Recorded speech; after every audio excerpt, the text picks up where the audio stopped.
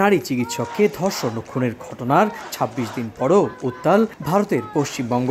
বুধবার স্থানীয় সময় রাত ৯টা থেকে ১০টা পর্যন্ত রাত দখল কর্মসূচিতে বন্ধ রাখা হয় বসতবাড়ির বাতি।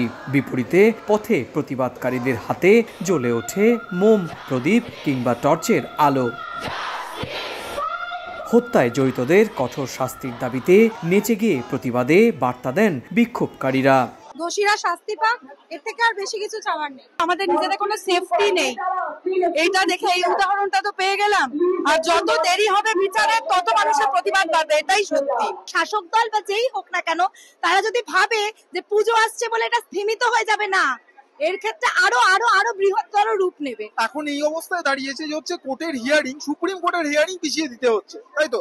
এর থেকে নির্লজ্জতা আর কিছু হতে পারে না।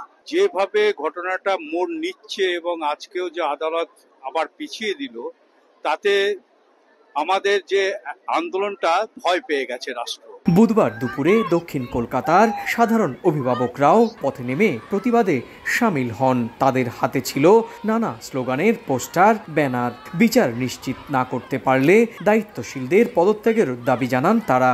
কোনো রাজনীতিকে আমরা জড়াতে চাই না, শুধুমাত্র একটা বিচারের জন্য নেমেছি। আমরা চাই আগামী প্রজন্মের কাছে যেন এই পৃথিবীটা যেন বাসযোগ্য হয় এবং সুন্দর সুস্থভাবে তারা যেন বেঁচে উঠতে পারে। ৯ আগস্ট কলকাতার আরজিকর হাসপাতালে দায়িত্বরত নারী চিকিৎসককে ধর্ষণের পর খুন করে দুর্বৃত্তরা। পরদিন থেকেই ভারত জুড়ে শুরু হয় নাগরিক আন্দোলন। সুব্রত আচার্য, সময় সংবাদ, ভারত।